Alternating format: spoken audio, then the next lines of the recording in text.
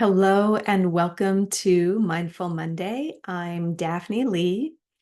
Today, I'd like to talk about the powerful concept of what one of my teachers, Eric Wall Robinstein, calls the karmic cycle of becoming. And this explains how our thoughts and feelings are shaped by where we place our attention. And through understanding this cycle, you can gain more control over your own state of being, and you can cultivate feelings that truly serve you. So, most people who don't choose to do the kind of introspective work that we're doing here together likely do not have a really high level awareness about where their thoughts and feelings are coming from and how they're being created. It's simply not something that we learn in school. And the problem with not understanding where our thoughts and feelings come from is that if you want to have more pleasurable, more favorable, and helpful thoughts and feelings, you really need to be able to manage them and to even be able to change the manufacturing process. So otherwise, you basically become a victim of your own thoughts and feelings. So the karmic cycle of becoming is a way to help us better understand the major factors, not all the factors, but the major ones that come together to create the thoughts and feelings that we are having. So, karma refers to the simple law of cause and effect. And it basically means that everything that's happening has been caused by something else that already happened.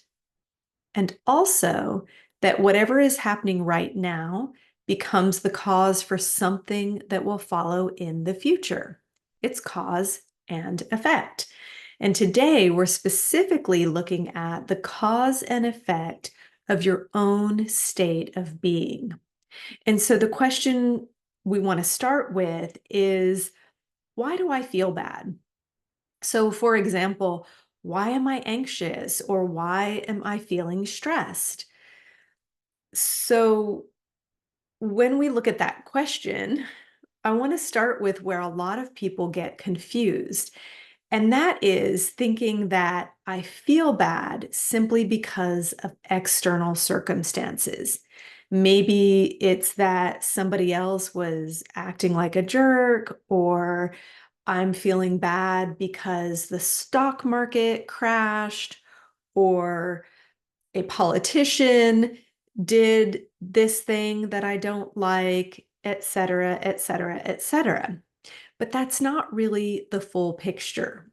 So, as long as you hold that idea that you feel the way you do just because of external circumstances, and this is how many, many people think, if you hold that to be true, then you essentially become victimized by everything and everyone around you.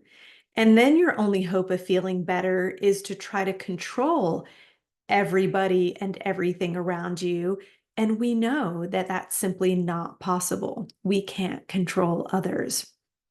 So if we go back to the scenario of I'm feeling anxious, and maybe my normal response would be to say that that anxious feeling is coming from this certain life circumstance or particular situation or what someone else did. But again, what I'm suggesting today is that it actually comes from somewhere else, and that is your own endocrine system. Your feelings are coming from your own body. So, your endocrine system is where all the various biochemicals like hormones, cortisol, adrenaline, where all of these things are then getting pumped into your bloodstream and into your cells. And that is the cause of how you feel. So, your feeling of anxiety, or your feeling of excitement, or your feeling of anticipation, or just about any feeling that you can come up with is a direct result of whatever chemicals your endocrine system has pumped into you. So then the next question becomes, well, where did my body get the idea to make me anxious? And the answer to that has to do with what you have been thinking. If I'm thinking anxious thoughts, then the endocrine system is going to give me anxious chemicals, and I'm going to feel anxious. If I'm thinking happy thoughts or optimistic thoughts or loving thoughts, then the endocrine system is going to give me different chemicals. And happier chemicals give me happier feelings. So, from here, an important question to ask would be, where did the thought come from that led to my endocrine system releasing these chemicals that make me feel how I feel? And, somewhat that comes back to our environment, our circumstances, other people. That is partially true. Um, but ultimately, it comes down to whatever it is that you are putting your attention on. So let's get an example here. If you're putting your attention on a rude person who's being grumpy or being mean, then you're going to get some agitated or disappointed or defensive thoughts. And then these sort of defensive chemicals. And as a result, these defensive or agitated feelings are going to come up for you. It all comes down to where you put your attention. And that essentially is the karmic cycle of becoming in a nutshell. And this includes putting your attention on things that are outside of you, like other people or circumstances. And it also includes putting your attention on things inside of yourself. So I can put my attention on a feeling of anxiety. And as I focus on the anxious feelings, then I have anxious thoughts. And then I get more anxiety chemicals, which make my anxiety even bigger. And as I focus on my anxiety that's getting bigger, then I'm going to have more concerned thoughts, more concerned chemicals, and that creates even bigger feelings. And this is how I can get stuck in an anxious loop. Now, there's another part to this karmic cycle, and that is that it largely runs on autopilot based on your previous programming, the programming that is already inside of your brain. And this is why it is so important for us to manage our programming, to manage our attention, and to manage our thoughts.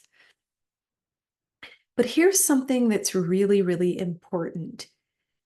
Even if our past programming is working against us, so let's say that I have a tendency to focus on the negative, even when, there's just one negative thing and it's swimming in this whole sea of blessings in my life. I might really focus in on that one negative thing. And even if that's the case, if I have the habit of focusing on the negative, whether that's negative thoughts or negative feelings, even if I have this habit, I can still intervene because now I know. and I have the awareness that I actually have the power to shift my attention away from the negative thing and then see, does it actually change my thoughts and feelings if I shift away from the negative and turn towards something more positive? So, if in fact I keep doing this over and over again, I notice that I'm focusing on the negative, and then I choose to turn my attention to something more positive. The more I do that, that is how over time we can change our negative habits into more positive ones. We can literally create new neural pathways, and we can create new habitual ways of thinking. You get to choose whether you're going to focus on the blessings and the gifts in your life. You can choose to take in all the simple little joys and pleasures in your daily life. And if you do it enough times, that will eventually become your new default, your new habit, and your new mental programming. And then the old negativity just becomes weaker and weaker and weaker. Or the habit of anxiety becomes weaker, and instead you are able to cultivate more of a sense of calm and safety and peacefulness within yourself. So, what I'd like to give you sort of as homework is just to set the intention that for the next week that you'll just simply work on developing your own awareness of this whole process and really start to notice how your attention influences your thoughts and your feelings, and then notice what happens if you choose to turn your attention from something negative towards something more positive. So, I want to finish up today by doing a practice that can help us to really better understand this whole process in a much more tangible way. So, I'm going to invite you to please close your eyes, find a comfortable seated position, and sit up tall. And just begin by taking some nice, easy breaths. And with each breath, breathing in through the nose, if you can, just encourage the breath to be just a little bit deeper. And then with each exhalation, see if you can begin to just settle into this moment a little more. So breathing in a little deeper and exhaling, really just settling and relaxing into this moment, seeing if you can let go and relax a little more.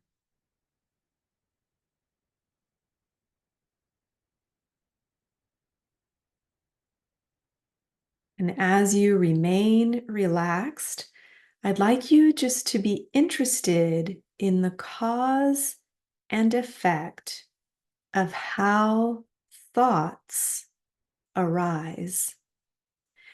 So I'm going to suggest some images and ask that you bring them to mind and then simply observe what that causes.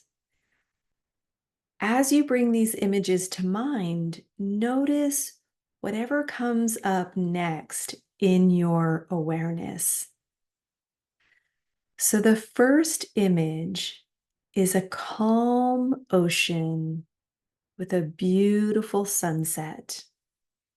So just picture a calm ocean and a beautiful sunset, and just remain relaxed and notice what that image is prompting to arise in the mind.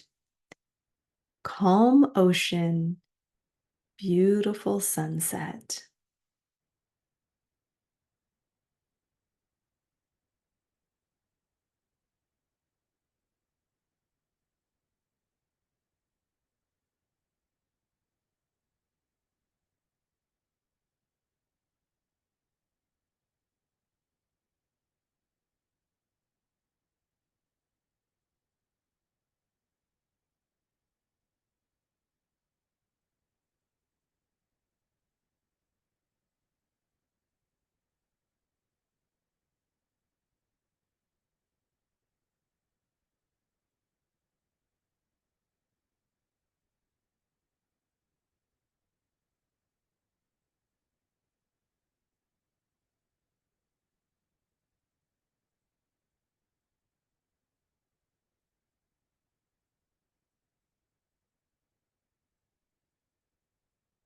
Now imagine kids playing with cute puppies on a bed of soft green grass. So you're picturing kids playing with puppies on soft green grass. Bring in that imagery fully, and then again, just observe what happens, if anything. Kids playing with cute puppies on soft green grass.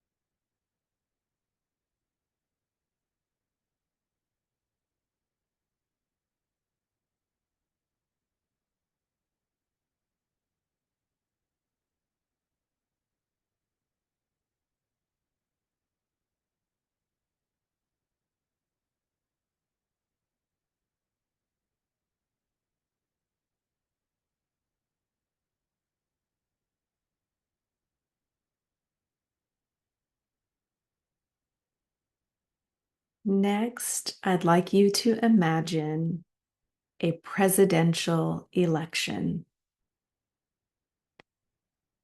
A presidential election.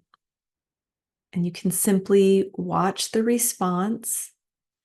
There's no right or wrong response to have here, of course, but we're simply noticing what comes up in your awareness when you imagine a presidential election.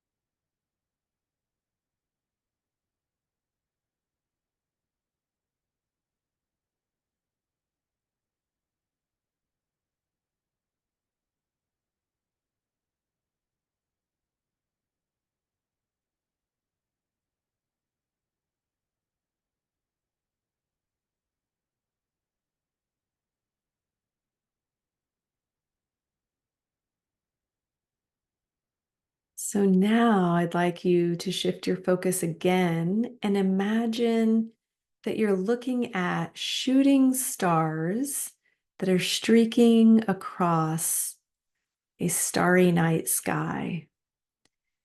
So imagine watching shooting stars streaking across a clear, starry night sky.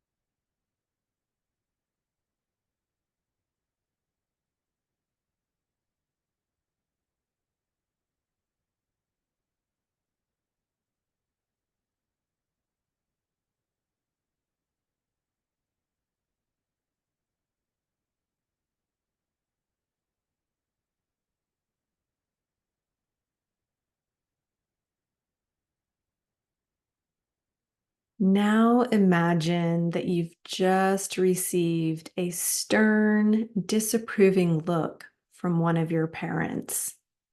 So just bring the image to mind and then observe what happens next, if anything, when you imagine getting a stern, disapproving look from one of your parents.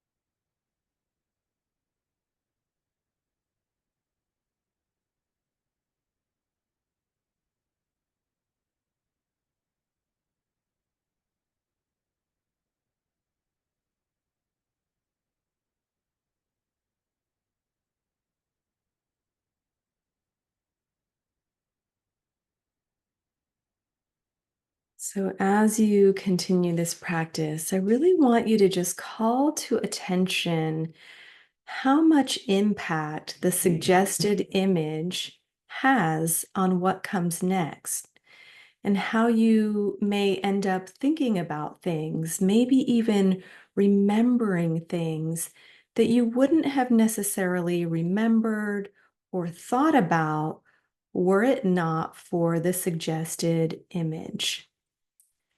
So, for the very last one, imagine getting a warm hug from the person you love the most. So, you're getting a warm hug from the person you love most.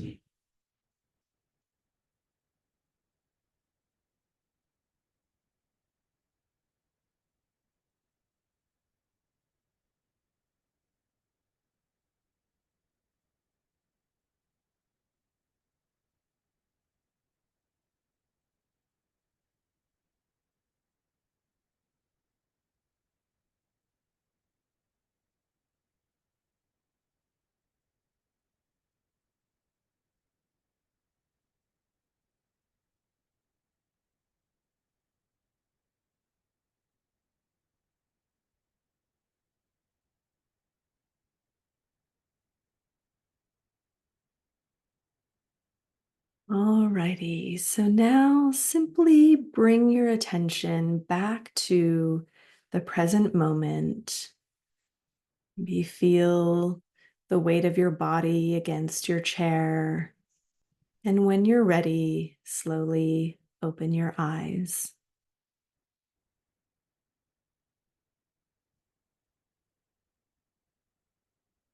So, this is kind of a simple practice. And of course, the suggested images really just act as an example for whatever it is that we are putting our attention on in our daily lives from one moment to the next, and illustrating how that can affect how you think, and how you feel.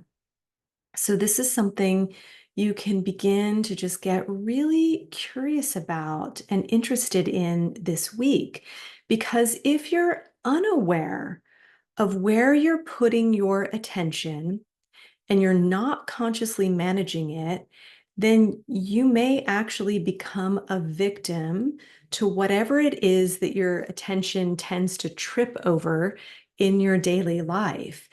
And the more you notice that there are things you can do to change the trajectory of that cause and effect process, the more control you'll have over actually modifying your own state of being to one that's more in line with how you actually want to feel in life.